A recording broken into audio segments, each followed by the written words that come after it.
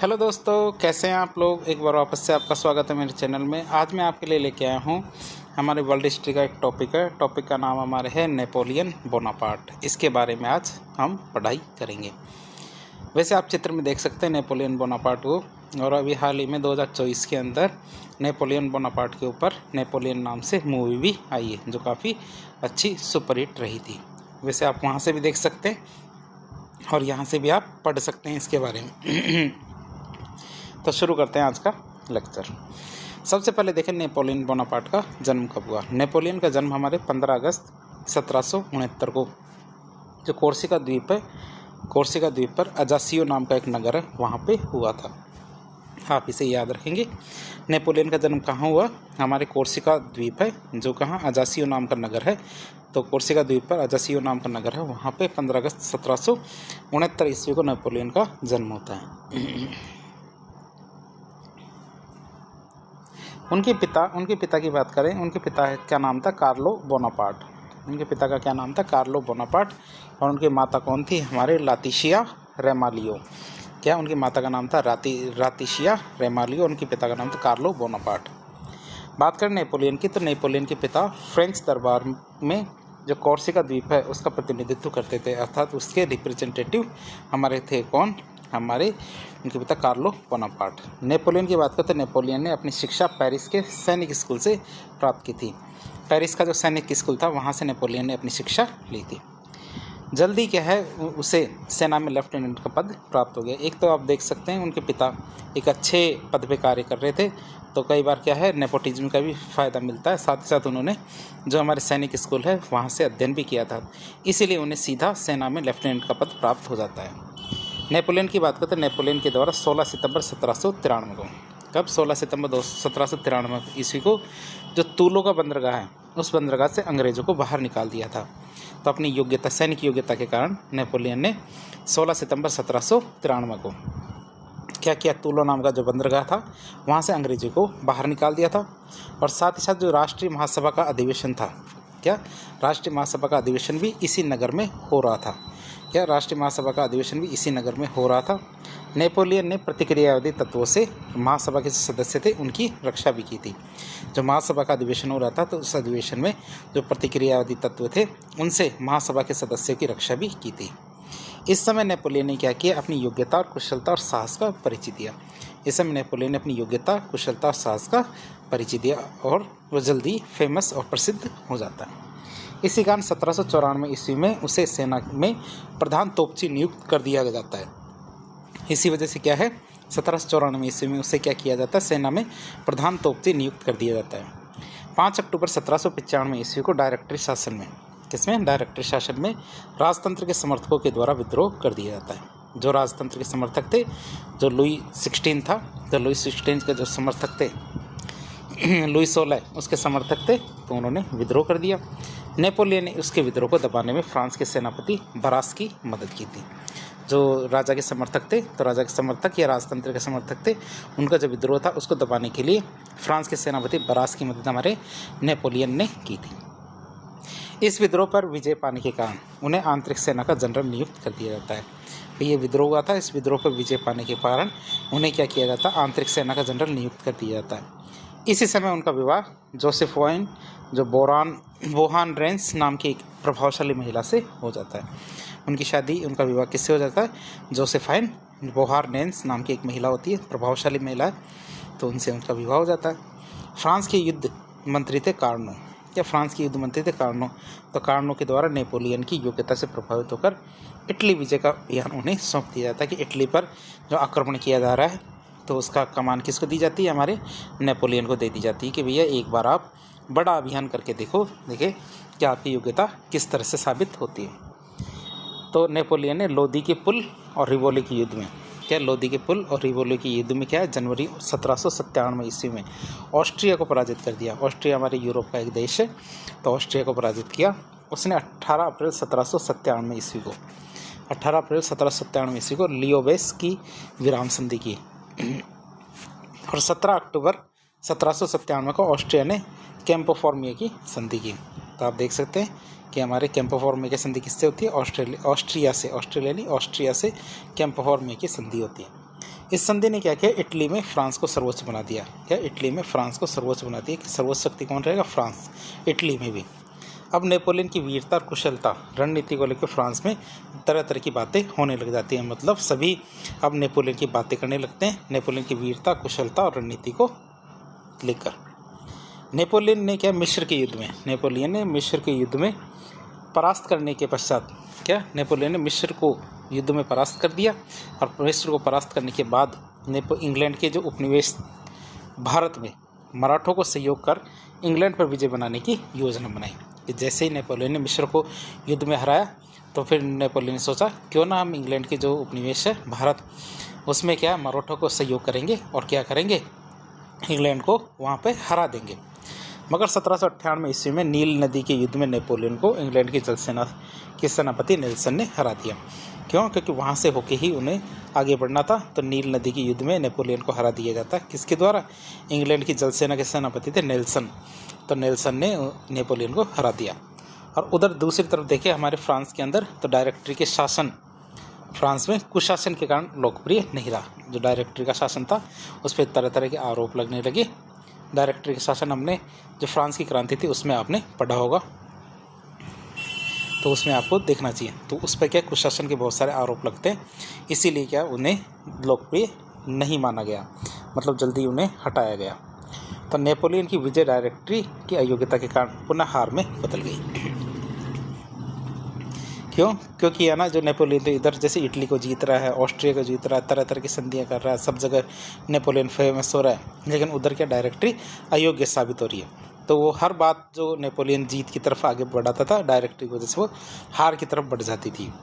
इसीलिए नेपोलियन ने फ्रांस पहुंचने का निर्णय किया। उन्होंने नेपोलियन ने कहा कि हम आगे कोई भी देश से न तो युद्ध करेंगे न ही युद्ध जीतेंगे, उससे पहले हमें क्या है, फ्रांस जाना होगा, फ्रांस में जाके देखना होगा कि डायरेक्टरी किस प्रकार शासन कर रही है या फिर फ्रांस में क्या समस्या है।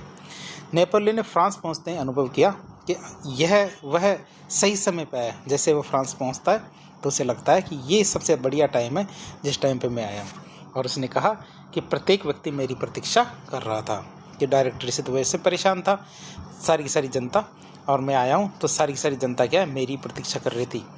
यदि मैं कुछ समय पूर्व आता तो ऐसा लगता है कि बहुत जल्दी हो गई, और यदि कुछ समय बाद आता तो ऐसा लगता कि देर हो जाती। मैं ठीक उसी समय आया हूँ। क्यों, क्योंकि अब नाशपाती पक चुकी है और अब इसे खाने का समय आ गया है। उसने डायरेक्टरी की व्यवस्था को समाप्त कर दिया। फ्रांस जाता है, फ्रांस जाके डायरेक्टरी की व्यवस्था को समाप्त कर देता है, जिनकी भ्रष्टता से फ्रांसीसी जनता बहुत ज़्यादा परेशान थी। क्या, डायरेक्टरी की जो भ्रष्टता थी उससे फ्रांसीसी जनता बहुत ज़्यादा परेशान थी। अब शासन शक्ति क्या 3 कौंसिलों में सौंप दी गई। अब शासन शक्ति को है ना 3 कौंसिलों में सौंप दिया गया। बात करें नेपोलियन की, तो नेपोलियन ने खुद को स्वयं को प्रधान कौंसिल बनाया। 3 कौंसिल बनाए, 3 कौंसिल में से एक प्रधान कौंसिल कौन था, हमारा खुद नेपोलियन।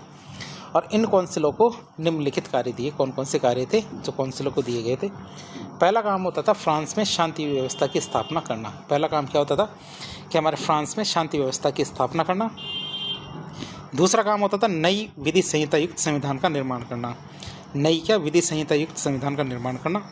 तीसरा था हमारे यूरोपीय देशों के साथ शांति संधि करना। क्या, यूरोपीय देशों के साथ शांति संधि करना तीसरे कार्य हुआ करता था। ये 3 कौंसिल थे। तो इन कौंसिलों ने क्रांतिकाल का चौथा संविधान बनाया। जो क्रांतिकाल में क्या 3 संविधान तो नेपोलियन से पहले बन चुके थे, और चौथा संविधान अब बनता है, जिसमें शासन की कार्यपालिका शक्ति क्या 3 निर्वाचित कौंसिलों को सौंप दी गई। जो कार्यपालिका है, तो कार्यपालिका का शक्ति क्या 3 निर्वाचित कौंसिलों को सौंप दी गई, जिनका कार्यकाल 10-10 वर्ष का निश्चित किया गया। जो हमारे 3 कौंसिल थे, तो इनका कार्यकाल कितना रखा गया, 10 वर्ष निश्चित किया गया। नेपोलियन पहला कौंसिल, दूसरा कौंसिल कैम्बेसरी दूसरा कौंसिल था, और लेब्रून तीसरा कौंसिल था। तो इस तरह 3 कौंसिल बना दिए गए। पहला कौंसिल तो हमारे नेपोलियन था, प्रधान कौंसिल, फिर कैम्बेसरी हमारा दूसरा कौंसिल था, और लेब्रून क्या था, तीसरा कौंसिल। यद्यपि गणतंत्र का दिखावा किया जा रहा था नेपोलियन के टाइम पे। क्यों? क्योंकि जो बाकी के 2 कौंसिल थे हमारे लेब्रून और कैम्बेसरी, ये निर्वाचित किए जाते थे। क्या, चयनित नहीं होते थे, ये जनता के द्वारा निर्वाचित किए जाते थे। इससे ये जनता को लगता था कि जो प्रतिनिधि हैं वो हमारे द्वारा चुने जा रहे थे।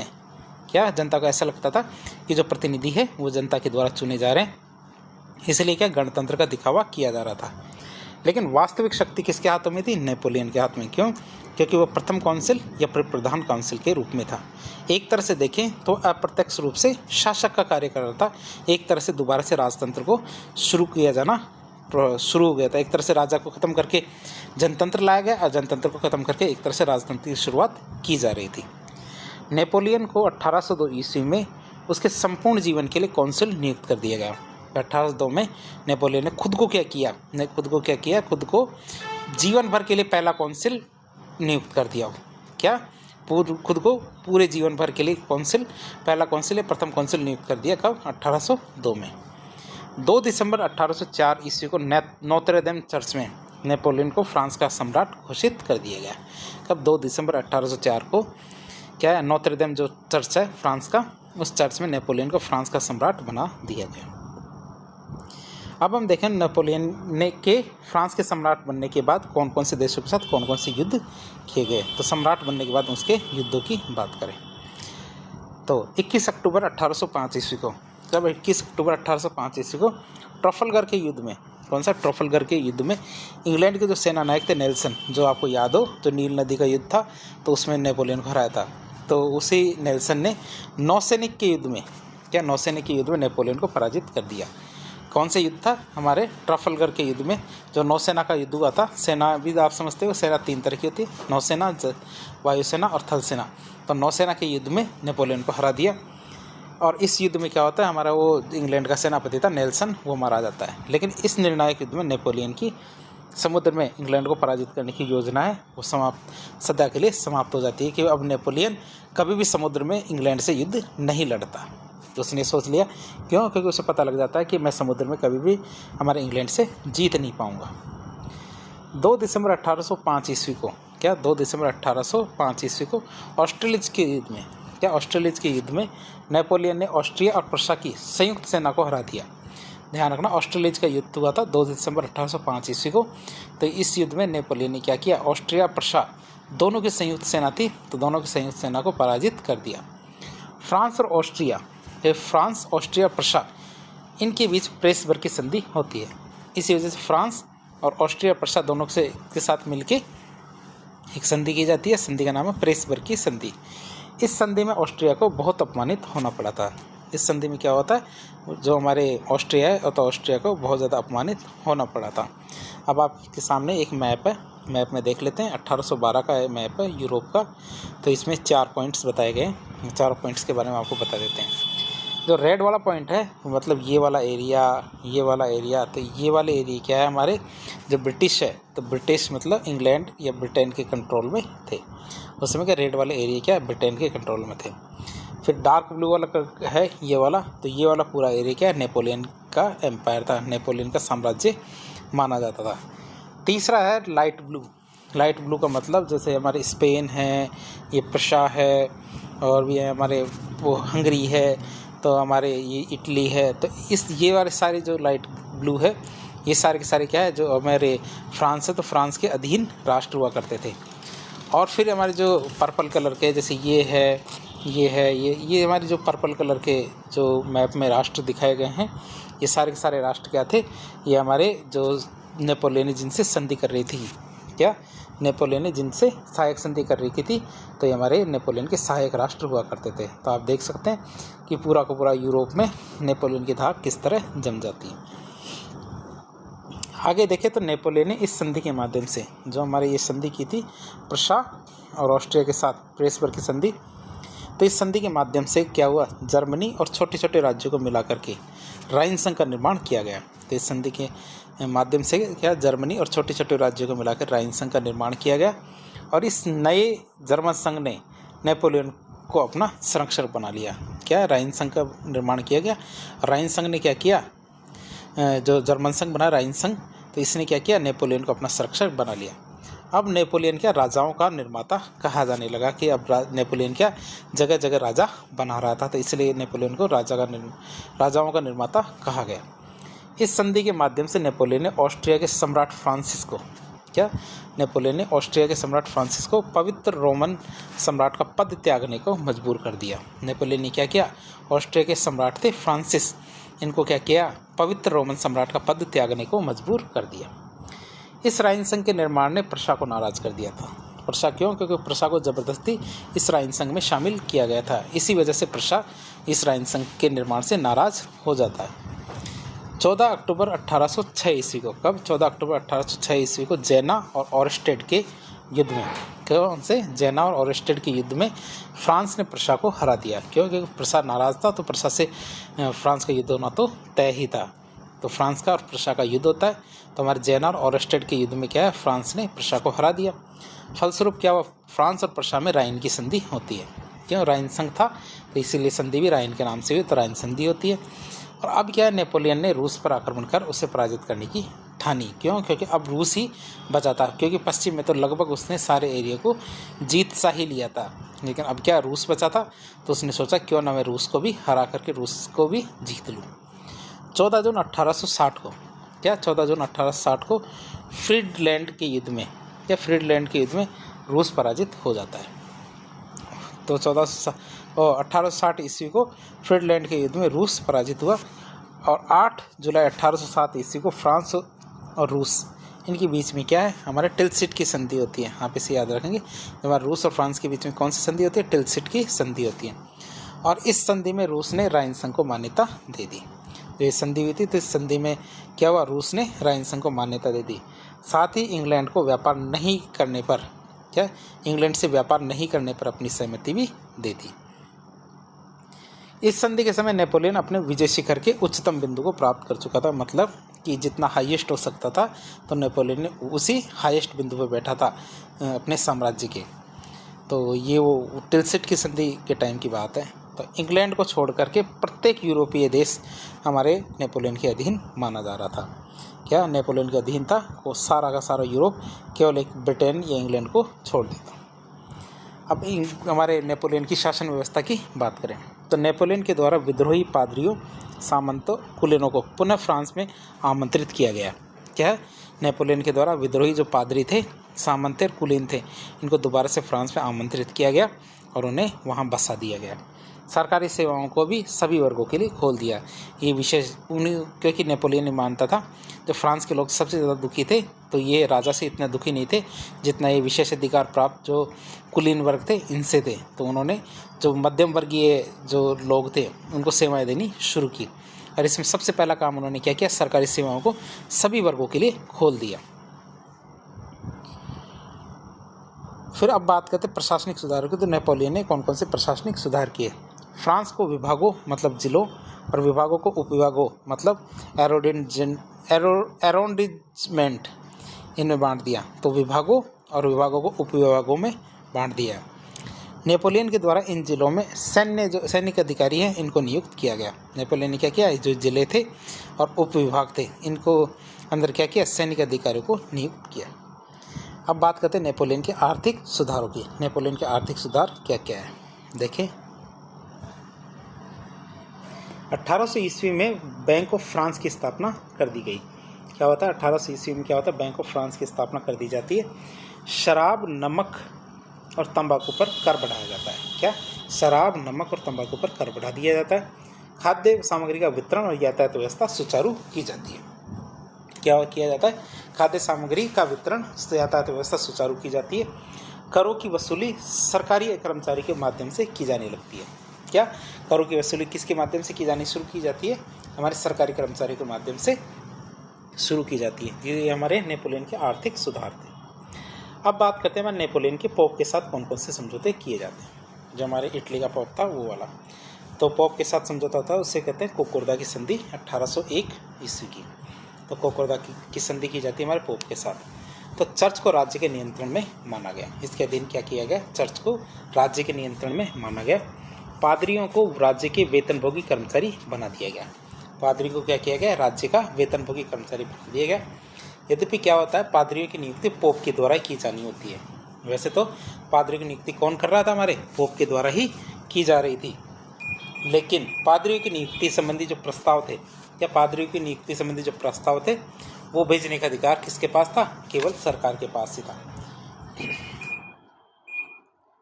क्या था हमारा, पादरियों की जो नियुक्ति संबंधी प्रस्ताव थे वो भेजने का अधिकार किसके पास था, सरकार के पास।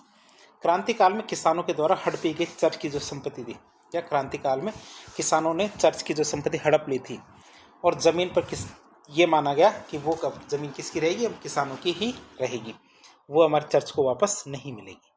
तो पोप ने भी स्वीकार कर लिया कि कोई बात नहीं, यदि ज़मीन ले ली है तो हमें वो स्वीकार है कि वो किसान अपने पास रख ले।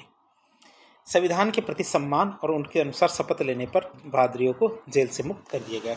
जो पादरी जेल में थे, क्या जो पादरी जेल में थे, यदि उन्होंने संविधान के प्रति सम्मान और उनके अनुसार शपथ लेने की बात कही तो उनको जेल से मुक्त भी कर दिया गया। कैथोलिक मजहब को फ्रांस का मुख्य मजहब घोषित किया गया। कैथोलिक धर्म था तो कैथोलिक धर्म को ही मुख्य मजहब घोषित कर दिया गया फ्रांस का। नेपोलियन ने मजहब का उपयोग सत्ता बनाए रखने के लिए किया। क्या किया नेपोलियन ने? मजहब का इस्तेमाल किसके लिए किया? मजहब का इस्तेमाल हमारे सत्ता बनाए रखने के लिए किया। उनके शब्दों में कहें, मतलब नेपोलियन के शब्दों में बात करें तो वो क्या कहते हैं, मैं मिस्र में तो मुस्लिम हूँ और फ्रांस में हूँ क्या, कैथोलिक। तो ये हमारे नेपोलियन कहता था कि मैं धर्म का इस्तेमाल किस लिए करता हूँ, सत्ता को बनाए रखने के लिए। नेपोलियन के द्वारा कौन कौन से सुधार किए गए उनकी बात करें। नेपोलियन का पहला सुधार था हमारा शिक्षा संबंधी सुधार। नेपोलियन के सुधारों में पहला सुधार आता शिक्षा संबंधी सुधार। तो नेपोलियन जानता था कि शिक्षा क्रांति की शुरुआत बौद्धिक वर्ग से ही होती है। नेपोलियन क्या जानता था, क्रांति की शुरुआत कहाँ से होती है, बौद्धिक वर्ग से होती है। अतः उसने विश्वविद्यालय के अधिकारियों और प्राध्यापकों की नियुक्ति का कार्य स्वयं के हाथ में रखा। उसने क्या किया, जो विश्वविद्यालय थे उनके जो अधिकारी और प्राध्यापक थे, लेक्चरार, उनकी नियुक्ति का काम किसके पास रखा, खुद के पास। व्यावसायिक शिक्षा को महत्व दिया गया। उन्होंने क्या किया, व्यावसायिक शिक्षा थी उसको महत्व दिया। शिक्षक क्या है, सरकारी कर्मचारी बनके, शिक्षक क्या सरकारी कर्मचारी बनके नेपोलियन की नीतियाँ पढ़ाने लगे। जो यूनिवर्सिटियाँ थी, कॉलेज थे, वहाँ पे क्या सरकारी कर्मचारी थे, वो शिक्षक कहते सरकारी कर्मचारी बनके क्या करते थे, नेपोलियन की नीतियाँ पढ़ाते थे। शिक्षा को प्राथमिक, माध्यमिक और उच्च शिक्षा, मतलब माध्यमिक विद्यालय, माध्यमिक उच्च शिक्षा मतलब विश्वविद्यालय, इसमें विभाजित किया गया। तो इस तरह उन्होंने क्या किया, नेपोलियन ने शिक्षा को 3 भागों में बांटा, प्राथमिक, माध्यमिक और उच्च शिक्षा, इस तरह 3 भागों में बांट के पढ़ाने लगे। मजहब को शिक्षा से अलग कर दिया गया। क्या किया गया, मजहब को शिक्षा से अलग कर दिया गया। चर्च का नियंत्रण शिक्षा पर से समाप्त कर दिया गया। चर्च का जो नियंत्रण था शिक्षा पर से, उसे समाप्त कर दिया गया। पाठ्यक्रम में पारिवारिक अनुशासन और सैनिक शिक्षा को शामिल किया गया। जो पाठ्यक्रम था, तो पाठ्यक्रम में क्या किया गया, पाठ्यक्रम में हमारे पारिवारिक अनुशासन और सैनिक शिक्षा को शामिल किया गया। माध्यमिक स्तर पर लाइसी नामक विद्यालय एवं शिक्षकों के प्रशिक्षण हेतु नॉर्मल विद्यालय खोले गए।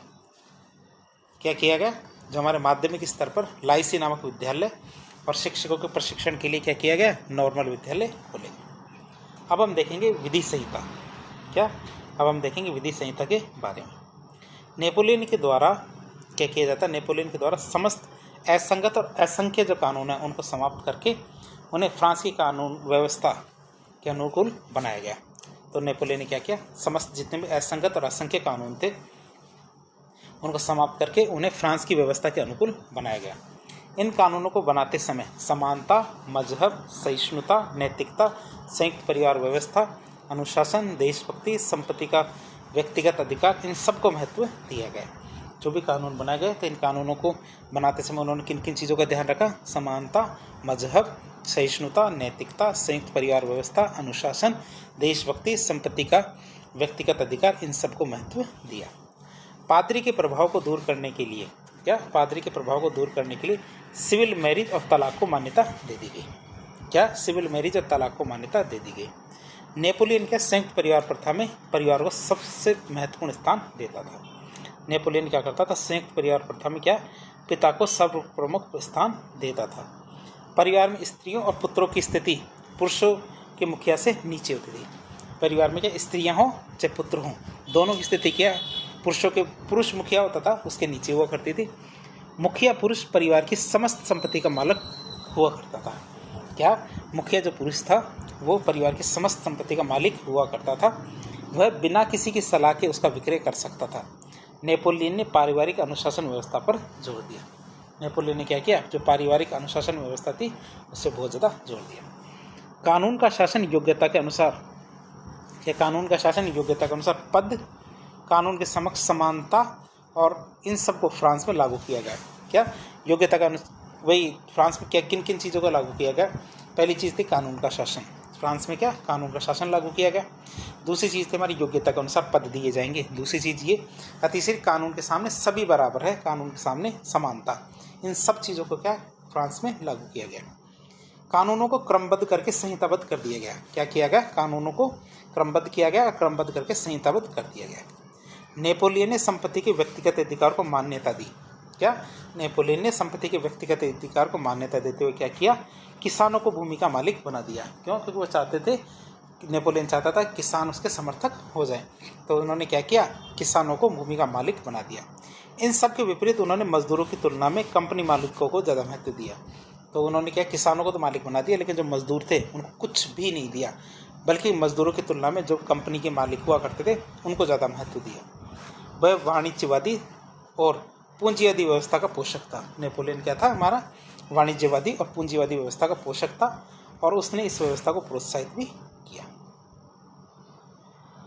इस कारण क्या, उसकी जो विधि संहिता थी, इस कारण उसकी विधि संहिता में मजदूरों के अधिकारों को मान्यता नहीं दी गई।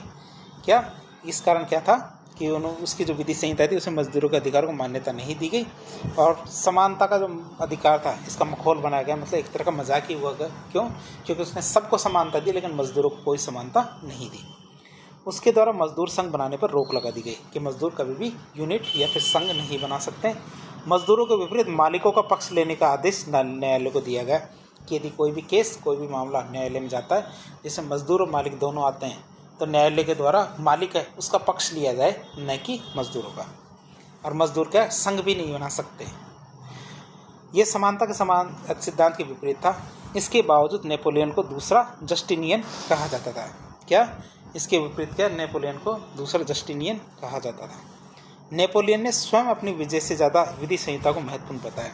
नेपोलियन खुद क्या कहता था कि मैंने इतने सारे देशों को हराया, इतने सारे देशों को अधीन किया, लेकिन यह इतनी महत्वपूर्ण बात नहीं थी जितना मैंने ये जो विधि संहिता का निर्माण किया था वो इतनी महत्वपूर्ण बात थी। अब बात करते हैं नेपोलियन के समय एक व्यवस्था आई थी, व्यवस्था का नाम था महाद्वीपीय व्यवस्था। तब आप देखते हैं कि महाद्वीपीय व्यवस्था क्या थी। नेपोलियन क्या है, इंग्लैंड को व्यापारियों का देश मानता था। नेपोलियन क्या मानता था, इंग्लैंड कैसा देश है, व्यापारियों का देश मानता है। नेपोलियन प्रत्यक्ष युद्धों में इंग्लैंड को हरा चुका था। क्या, नेपोलियन क्या प्रत्यक्ष युद्धों में इंग्लैंड को हरा नहीं चुका था, इंग्लैंड से हार चुका था। ये गलत हो गया अपने से। क्या, नेपोलियन प्रत्यक्ष जब भी युद्ध होता था तो इंग्लैंड से हार जाता था। अतः उसने इंग्लैंड को असली शक्ति क्या थी, व्यापार वाणिज्य। वो क्या मानता था, इंग्लैंड की वास्तविक शक्ति क्या है, व्यापार वाणिज्य। तो उसे नष्ट करके अप्रत्यक्ष युद्ध में हराने की प्रतिज्ञा करता है। वो ये सोचता है कि इंग्लैंड से यदि सीधा सीधा युद्ध होता है नेपोलियन का, तो नेपोलियन कभी भी इंग्लैंड को नहीं हरा पाएगा। तो नेपोलियन ये मानता था इंग्लैंड क्या है, हमारा व्यापारी का देश है, तो क्यों ना हम इंग्लैंड के व्यापार वाणिज्य को समाप्त कर दें, और व्यापार वाणिज्य को समाप्त करके हम अप्रत्यक्ष रूप से इंग्लैंड को हरा दें। तो 1806 में क्या, 1806 में हमारे नेपोलियन साहब के बर्लिन आज्ञप्ति मतलब आदेश जारी करते हैं और इंग्लैंड की नाकेबंदी कर देते हैं। इंग्लैंड की क्या करते हैं, नाकेबंदी कर देते हैं 1806 में। इंग्लैंड के साथ अन्य यूरोपीय देशों के व्यापार को अवैध घोषित कर दिया जाता है। ये कहते हैं नेपोलियन 1806 में, जिसे बर्लिन आदेश भी कहते हैं।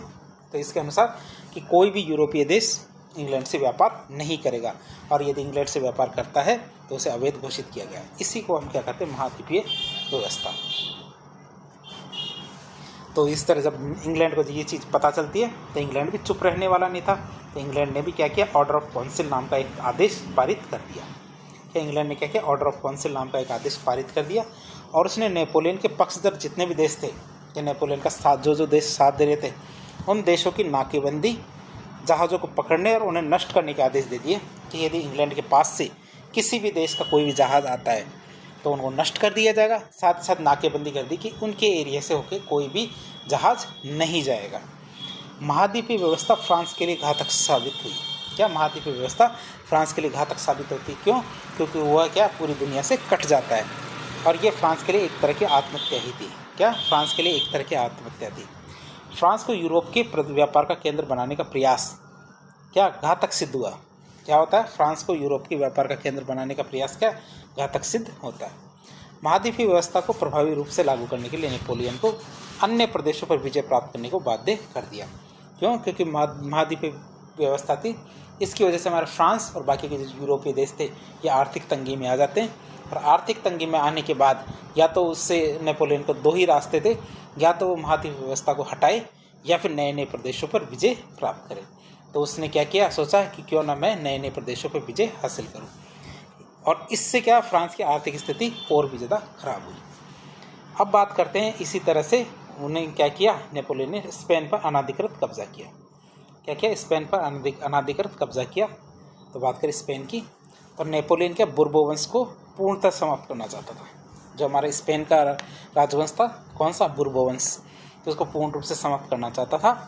फ्रांस के अलावा स्पेन में बुर्बो वंश का शासन क्या चार्ल्स चतुर्थ शासन कर रहा था। जो शासक था कौन, चार्ल्स चतुर्थ, वो शासन कर रहा था। और वो किस वंश का था, बुर्बो वंश का। यद्यपि स्पेन नेपोलियन की युद्ध में तन मन धन से सहयोग कर रहा था। जब भी हमारे नेपोलियन किसी देश से युद्ध करता था तो स्पेन क्या नेपोलियन का पूरी तरह से साथ देता था। तथापि नेपोलियन ने स्पेन के शासक को पद से हटा दिया। फिर भी नेपोलियन ने क्या किया, जो स्पेन का राजा था तो स्पेन के राजा को पद से हटा दिया और उसकी जगह उसका भाई था जोसेफ बोनापार्ट, उसको स्पेन का सम्राट बना दिया। क्या किया, स्पेन का सम्राट बना दिया। अब इस कुकृत्य ने स्पेन में राष्ट्रीयता की भावना फैला दी। उन्हें लगा कि हम जब नेपोलियन का पूरी तरह से साथ दे रहे हैं तो उसके बावजूद हमारे जो राजा है तो राजा को हटा दिया जाता है, और खुद के भाई जो खुद का भाई था हमारा कौन था, जोसेफ बोनापार्ट, उसको राजा बना दिया जाता। किस कहाँ का, स्पेन का। तो इस बात ने क्या किया, स्पेन में राष्ट्रीयता की भावना फैला दी। यूरोप के जो अन्य देश थे इस संघर्ष में नेपोलियन के विरुद्ध स्पेन का साथ देने लगे। क्या, जो हमारे इस कुकृत्य की वजह से दूसरे देशों ने भी क्या किया, स्पेन का साथ दिया। किसकी बजाय, नेपोलियन की बजाय। ग्रांट और टेम्परले, क्या, ग्रांट और टेम्परले ने कहा कि स्पेन की युद्ध ने कैंसर के समान नेपोलियन की शक्ति को पी लिया था। इस हमारे ग्रांट और टेम्परले ने तो ये तक कह दिया कि स्पेन की युद्ध ने क्या किया, कैंसर की तरह नेपोलियन की सारी शक्ति को पी लिया था। और खुद नेपोलियन भी ये कहता है कि स्पेन के नासूर ने मुझे तबाह कर दिया, कि जो मेरी गलती थी हमारे जोसेफ बोनापार्ट को स्पेन का राजा बनाने की, इस नासूर ने क्या है, मुझे पूरी तरह से तबाह कर दिया। इस तरह नेपोलियन का विरोध रूस, ऑस्ट्रिया, स्पेन, प्रशा, पुर्तगाल, स्वीडन सब देशों ने किया, जबकि वहाँ पे तो राजा का राज भी नहीं था, मतलब राजनीतिक शासन भी नहीं था। फिर भी उन्होंने क्या, स्पेन का साथ दिया। किसके खिलाफ, हमारे नेपोलियन के खिलाफ। भावनात्मक स्तर पर इन देशों की जनता ने नेपोलियन के द्वारा हराए गए शासकों का समर्थन देना प्रारंभ कर दिया। कि नेपोलियन ने वहाँ के राजाओं को हरा दिया था, तो वहाँ के राजाओं को हराने के बाद क्या है, जो वहाँ की जनता थी उन्होंने वापस उन राजाओं का समर्थन देना शुरू कर दिया। इन देशों के निवासी राष्ट्रीय भावना से प्रेरित होकर नेपोलियन के विरुद्ध एक होकर संघर्ष करने लगते हैं। ये जो देश थे, तो इन देशों की जो जनता थी तो ये क्या है, राष्ट्रीय भावना से प्रेरित होती है और नेपोलियन के विरुद्ध इकट्ठी होकर संघर्ष करने लगती है। अब आता हमारा मॉस्को का युद्ध। क्या, मॉस्को का युद्ध की बात करें। महाद्वीपीय व्यवस्था ने रूस को फ्रांस का विरोधी बना दिया था। महाद्वीपीय व्यवस्था ने क्या किया था, रूस को फ्रांस का विरोधी बना दिया था। फ्रांसीसी क्रांति के प्रभाव के कारण, किसके कारण, फ्रांसीसी क्रांति के प्रभाव के कारण रूस में सामंतों का प्रभाव क्षेत्र कम हो गया था। रूस में क्या, सामंतों का प्रभाव क्षेत्र कम हो गया था। और महाद्वीपीय व्यवस्था के कारण व्यापार और सामंतों के आमोद प्रमोद की सामग्री में कमी आ गई थी। जो हमारा व्यापार तो खत्म सा ही हो गया था महाद्वीपीय व्यवस्था के कारण। और इस वजह से क्या होता है, जो हमारे सामंत थे, क्या सामंत थे, तो सामंतों की जो आमोद प्रमोद की सामग्री हुआ करती थी, ऐशो आराम की सामग्री होती थी, उसमें कमी आ गई थी। रूस का सम्राट अलेक्जेंडर भी पोलैंड को लेकर फ्रांस में से शंकित हुआ करता था। कि जो राजा था अलेक्जेंडर, वो हमेशा टेंशन में रहता था, किससे, नेपोलियन से, कि वो कहीं पोलैंड को हमसे छीन ना ले, या पोलैंड को हमसे छीन ना ले। पहले पोलैंड भी हमारे जो रूस है उससे ही जुड़ा हुआ था। रूस ने के महाद्वीपीय व्यवस्था को जारी रखने से इनकार कर दिया। लास्ट में रूस कहता है कि भैया हमारी बस की नहीं है और हम इस महाद्वीपीय व्यवस्था को और जारी नहीं रख सकते। परिणाम स्वरूप फ्रांस ने रूस पर आक्रमण कर दिया। फ्रांस मतलब नेपोलियन ने रूस पर आक्रमण कर दिया। लेकिन रूस की सर्दियों ने फ्रांसीसी सैनिक लाखों की संख्या में मारे जाते हैं। क्या, रूस की सर्दी से क्या होता है, फ्रांसीसी सैनिक क्या लाखों की संख्या में मारे जाते हैं। और नेपोलियन का जो मॉस्को अभियान था वो असफल रहा। क्या, रूस का जो मॉस्को अभियान था वो हमारे नेपोलियन का असफल साबित होता है। वैसे तो आप इस चीज़ को वैसे भी समझ सकते हैं, कैसे, कि जैसे हमारे ये रूस है और ये हमारे नेपोलियन है, तो जैसे ही नेपोलियन आक्रमण करता है, रूस आगे बढ़ के और साइबेरिया वाले एरिया हैं वहाँ जाके छुप जाता है। और बीच में हमारे क्या पड़ता है, मास्को, यहाँ मास्को पड़ता है। तो नेपोलियन की सेना मास्को में उसका इंतज़ार करती रहती है कि एक टाइम आएगा, एक टाइम आएगा, एक टाइम आएगा और ये जो हमारे रूस की सेना आएगी और हम उसको हराएंगे। लेकिन रूस की सेना आती नहीं है, उससे पहले तो रूस की सर्दी आ जाती है कि रूस की सेना आने की बजाय क्या है, रूस की सर्दी आ जाती है। और वो ठंड से ही कम से कम 5 से 7 लाख सैनिक हमारे नेपोलियन के मारे जाते हैं, बिना लड़े ठंड से ही मारे जाते। क्यों? क्योंकि उन्हें इतने ठंड की आदत नहीं थी। फिशर की मान्यता थी कि मॉस्को अभियान क्या है, 2 राष्ट्रों के बीच संघर्ष नहीं था, मतलब फ्रांस और रूस के बीच में लड़ाई नहीं थी, बल्कि वो तो एक महत्वाकांक्षी व्यक्ति और एक महान मजहब परस्त जाति की हमारे राष्ट्रीय भावना के बीच का संघर्ष था। तो हमारे ये फ्रांस और रूस का लड़ाई नहीं थी, बल्कि एक महत्वाकांक्षी व्यक्ति था और नेपोलियन, और एक मजहब परस्त जाति थी, कौन सी, हमारी रूस की। तो उन दोनों के बीच का एक संघर्ष था। फिर आता राष्ट्रों का युद्ध होता है, जिसे हम लिप्जिंग का युद्ध कहते हैं। कब? अक्टूबर 1813 में। तो इस युद्ध की बात करें, स्वीडन, प्रशा, ऑस्ट्रिया, इंग्लैंड, रूस, ये सारे मिलकर नेपोलियन को हराने के लिए चौथे गुट का निर्माण कर लेते हैं। क्या क्या हमारे स्वीडन, प्रशा, ऑस्ट्रिया, इंग्लैंड और रूस, ये सारे देश क्या आपस में मिल जाते हैं और सोचते हैं कि क्यों ना हम सब मिलके हमारे नेपोलियन साहब हैं उनको हरा देते हैं। तो हराने के लिए वो क्या करते हैं, चौथे गुट का निर्माण कर लेते हैं। नेपोलियन ने 1813 ईस्वी में डेस्डन के युद्ध में क्या, नेपोलियन ने 1813 ईस्वी में डेस्डन के युद्ध में ऑस्ट्रिया के विरुद्ध अपनी अंतिम विजय प्राप्त कर ली। क्या? बस इसके बाद क्या, हमारे नेपोलियन साहब जीत नहीं पाते हैं। लेकिन मित्र राष्ट्रों की सेना ने 16 अक्टूबर से 19 अक्टूबर के बीच लिप्जिंग के निकट राष्ट्रों के युद्ध में नेपोलियन को हरा दिया। मतलब सारे के सारे राष्ट्र एक तरफ और नेपोलियन अकेला एक तरफ। तो नेपोलियन को तो हारना ही था। तो नेपोलियन क्या, राष्ट्रों के युद्ध में हार जाता है। इस युद्ध में नेपोलियन की सैनिक शक्ति नष्ट हो जाती है। इस युद्ध में क्या होता है, नेपोलियन की जो सैनिक शक्ति वो नष्ट हो जाती है। 1 मार्च 1814 ईस्वी को, कब? 1 मार्च 1814 ईस्वी को मित्र राष्ट्रों ने युद्ध जारी रखने और युद्ध को खात्मे के लिए आपस में सौमने की संधि की। तो उन्होंने क्या किया, 1 मार्च 1814 को युद्ध, मित्र राष्ट्र थे सारे के सारे, कौन कौन, स्वीडन, प्रशा, ऑस्ट्रिया, इंग्लैंड और रूस, इस सारे देशों ने युद्ध जारी रखने और युद्ध के खात्मे के लिए आपस में सौमने की संधि की। आप याद रखें, सौमने की संधि। और महाद्वीप व्यवस्था यहाँ से समाप्त हो जाती है। अंततः क्या होता है, मित्र राष्ट्रों ने की सेना ने फ्रांस की सेना को हरा दिया। आखिर में क्या किया, मित्र राष्ट्रों की जो सेना थी उन्होंने फ्रांस की सेना को हरा दिया और 1814 ईस्वी में फाउंटेन ब्लू नामक स्थान पे नेपोलियन से संधि की। क्या? फाउंटेन ब्लू नाम की एक जगह थी, वहाँ पे नेपोलियन से संधि की जाती। कब? 1814 में। और नेपोलियन को सिंहासन हटा दिया जाता है और उसे एल्बा द्वीप का राजा बनाकर वहाँ भेज दिया जाता है। कहाँ? एल्बा द्वीप का शासक बनाकर वहाँ भेज दिया जाता है। साथ ही उसे 20 लाख फ्रैंक वार्षिक पेंशन भी निश्चित की जाती है ताकि उसके ऐशो आराम भी चलते रहे। तो 20 लाख फ्रैंक आप सोच सकते हैं बहुत बड़ी रकम हुआ करती है उस समय।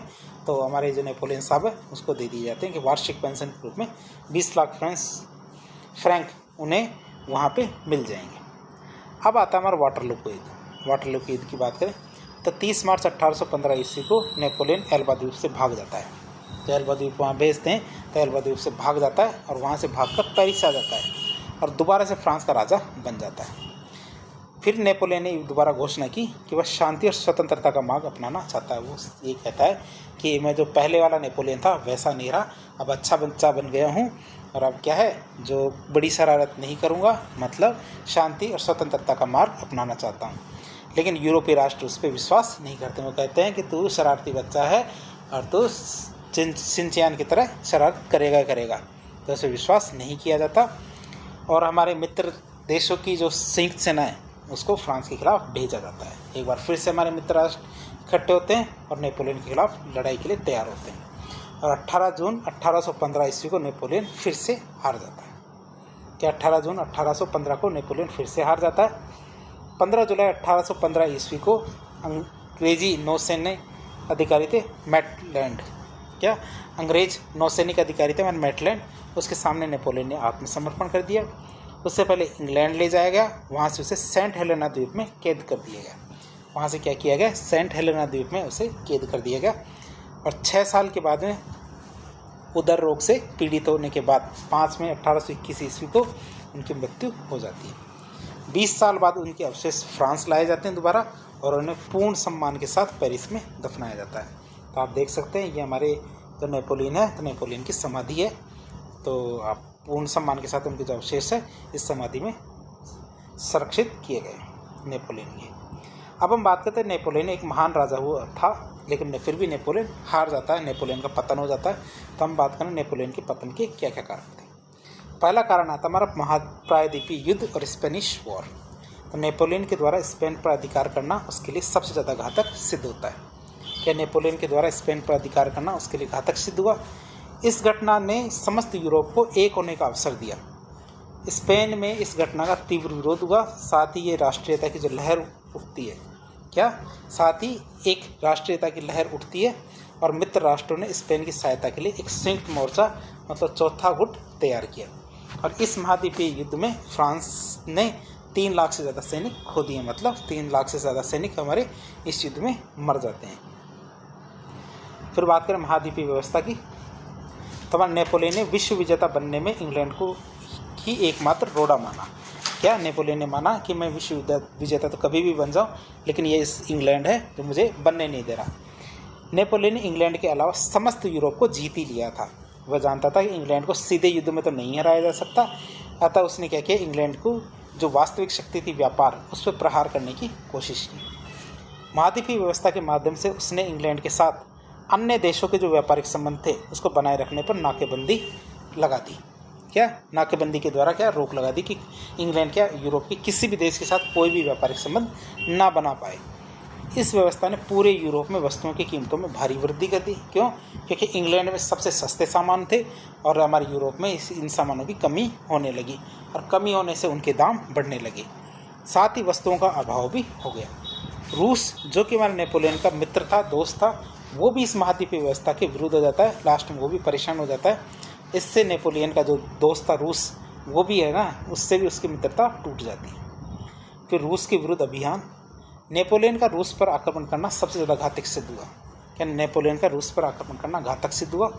इस युद्ध में उसे ने 5 लाख सैनिक खो दिए। इस युद्ध में उसने क्या किया, 5 लाख सैनिक खो दिए। रूसियों की जो छापामार रणनीति थी और संघर्ष की जुझारू प्रवृत्ति थी, दुर्गम मार्ग थे, ये नेपोलियन की सेना के लिए काल साबित होते हैं। क्या था? रूसियों की जो छापामार रणनीति थी, संघर्ष की जुझारू प्रवृत्ति थी और दुर्गम मार्ग थे, इन सब ने क्या किया, नेपोलियन की सेना के लिए काल साबित होते हैं। और ऐसा कहा जाता है कि रूस की सर्दियाँ कभी नहीं हारती। कोई भी रूस चला जाए और वहाँ सर्दी पड़ गई तो रूस के सैनिकों को लड़ने की ज़रूरत नहीं है, केवल सर्दियाँ ही उन सैनिकों को मार देगी। क्यों? क्योंकि रूस की सर्दियाँ कभी हारती नहीं है। यह तथ्य नेपोलियन की रूस अभियान पर सबसे सही साबित हुआ। फिर आता नेपोलियन के सैनिक रूस की भयंकर शीत को नहीं झेल पाए और वो सर्दी की वजह से मारे गए। साथ ही लौटती फ्रांसीसी सेना पर रूसियों ने आक्रमण किया और आक्रमण करके उनसे बहुत ज़्यादा नुकसान पहुंचाया। फिर आता पोप का अपमान करना। पोप का अपमान करना की बात करें तो नेत्रोदम के जो चर्च में नेत्रोदम के चर्च में नेपोलियन के राज्याभिषेक पर नेपोलियन ने पोप को आमंत्रित करके उसका अपमान कर दिया। कि जो पोप था तो पोप का अपमान कर दिया।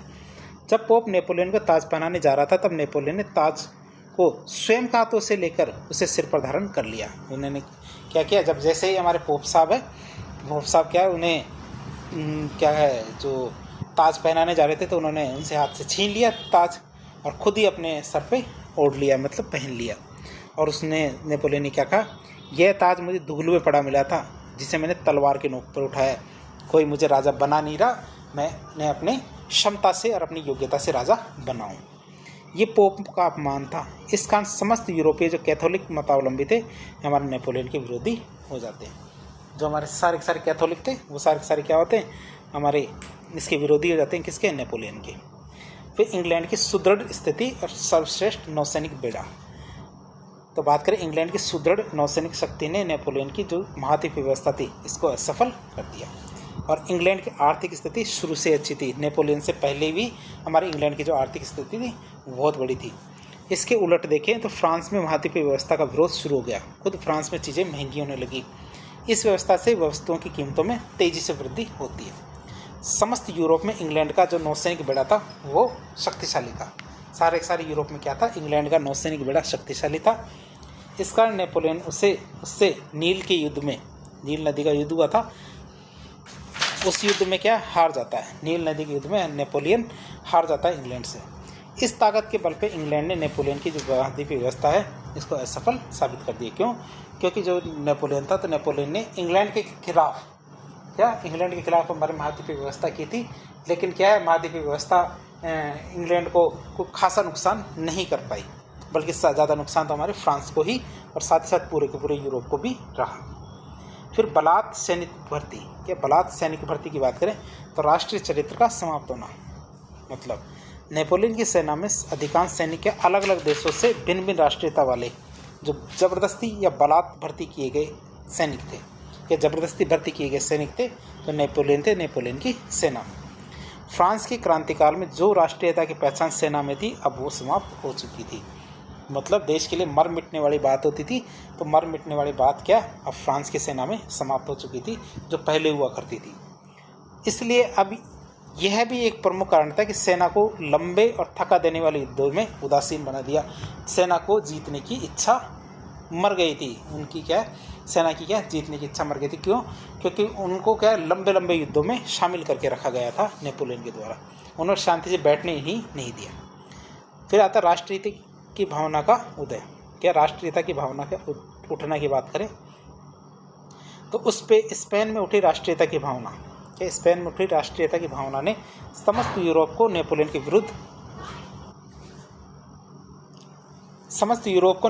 विरुद्ध एक होकर संघर्ष करने को प्रेरित कर दिया। प्रत्येक राष्ट्र क्या है, नेपोलियन से बदला लेने को तैयार हो उठा, और वो क्या है, राष्ट्र की विजय और सुरक्षा के लिए सर्वस्व न्यौछावर करने को तैयार हो गए। तो इस तरह हमने देखा नेपोलियन के जो खिलाफ स्पेन में राष्ट्रीयता की भावना उदय होती है, और इस भावना ने क्या किया, पूरे यूरोप को क्या किया, नेपोलियन के विरुद्ध एक खड़ा होकर संघर्ष करने के लिए प्रेरित कर दिया। अब नेपोलियन से सारे राष्ट्र बदला लेना चाहते थे, और वो क्या राष्ट्र की विजय और सुरक्षा के लिए कुछ भी करने के लिए तैयार थे। फिर संबंधियों के प्रति नेपोलियन का बहुत ज़्यादा प्रेम था। जोसेफ बोनापार्ट को तो आपने देखा ही स्पेन के लिए। बात करें तो नेपोलियन का अपने भाइयों और सगे संबंधियों के प्रति विशेष मोह था। उसके एक भाई लुई नेपोलियन को हॉलैंड, और दूसरे भाई जोसेफ को स्पेन, और तीसरे भाई जोरेम को वेस्टफेलिया का राजा बना दिया। नेपोलियन ने क्या किया, अपने 3 भाई थे, लुई नेपोलियन को हॉलैंड का, दूसरे भाई जोसेफ को स्पेन का, और तीसरे भाई जोरेम को वेस्टफेलिया का राजा बना दिया, और अपनी बहन कैरोलिना का विवाह अपने सेनापति मुराद के साथ कर दिया। इतने अनुग्रह के बावजूद भी इन भाइयों ने नियुक्ता में नेपोलियन का साथ नहीं दिया। मतलब जब नेपोलियन दिक्कत में था तो नेपोलियन का साथ इनने नहीं दिया। फिर युद्ध की लंबी और लगातार चली श्रृंखला। क्या युद्ध की लंबी और लगातार चली श्रृंखला की बात करें तो कुछ इतिहासकारों ने विश्व विजेता बनने के लिए नेपोलियन के द्वारा शुरू की गई जो युद्धों की लंबी लंबी यात्राएं थी, उनको क्या उसके सैनिकों और स्वयं को थका देने वाला बताया कि इनकी वजह से हमारा नेपोलियन सबसे ज़्यादा थक जाता है। डॉक्टर स्लो ने लिखा कि नेपोलियन के पतन के कारण क्या थकान में नहीं थे, नेपोलियन बहुत ज़्यादा थक गया था, तो इसी वजह से नेपोलियन का पतन होता है। जिन युद्धों ने उसे यूरोपीय महाद्वीप में विजेता बनाया, महाराष्ट्र साम्राज्य का निर्माण किया, उन्हीं युद्धों से उसका विनाश हो जाता। फिर नेपोलियन में खुद में भी कमी थी, और वो क्या था, स्वभावगत दोष। बात करें तो नेपोलियन क्या एक जिद्दी स्वभाव का, नेपोलियन क्या था, एक जिद्दी स्वभाव का एक महत्वाकांक्षी शासक था। सम्राट बनने के बाद उसने अपने हितैषी सलाहकारों की राय लेना बंद कर दी, और खुद के लिए लिए गए निर्णय को ही सर्वश्रेष्ठ मानने लगा। जो सलाहकार थे वो निर्णय लेते थे, वो सलाह देते थे, उनको मानना बंद कर दिया, और खुद जो निर्णय लेता था उसको मानना उसने शुरू कर दिया। उन निर्णयों के विपरीत किसी भी तरह की सलाह को स्वीकार नहीं करता था। यदि उनके नेपोलियन के निर्णय के विरुद्ध कोई सलाह देता था तो उन निर्णयों को वो मानना बंद कर देता था। फिर अधिनायकतावादी सत्ता। क्या अधिनायकतावादी सत्ता की बात करें तो नेपोलियन ने गणतंत्र का गला घोट करके निरंकुश राजतंत्र को दोबारा से शुरू कर दिया। उसने समाचार पत्रों पर कठोर नियंत्रण लगा दिया, मजदूर संगठन बनाने पर रोक लगा दी। उसने स्वतंत्रता का गला घोंट दिया जो फ्रांस की क्रांति में शुरू हुई थी। क्रांतिकारी विचारधारा ने जनता के आत्मनिर्णय के जो अधिकार थे के सिद्धांत थे उसको जन्म दिया था। क्रांतिकारी विचारधारा ने क्या किया था, जनता के जो आत्मनिर्णय के अधिकार के सिद्धांत थे उसको जन्म दिया था। मगर नेपोलियन ने सम्राट बन के निरंकुश राजतंत्र के माध्यम से जनता के इस अधिकार को उनसे छीन लिया। तो ओवरऑल अब हम नेपोलियन का मूल्यांकन करके देखें, नेपोलियन कैसा आदमी था। नेपोलियन क्या कहता था, मैंने ही क्रांति शुरू की थी और मैंने ही क्रांति का अंत किया है। तो मैं ही क्रांति हूँ और मैंने क्रांति का अंत किया। नेपोलियन का उदय उन परिस्थितियों की देन थी जो फ्रांस की क्रांति काल में उत्पन्न हुई थी। उसने क्रांति काल में उद्भूत भावना के अनुसार काम करते हुए सम्राट बनते ही चर्च से शिक्षा और मजहब को अलग कर दिया और चर्च और पादरियों को राज्य के नियंत्रण में ला दिया। क्या चर्च और पादरी थे, उनको किसके नियंत्रण में ला दिया? राज्य के नियंत्रण में ला दिया।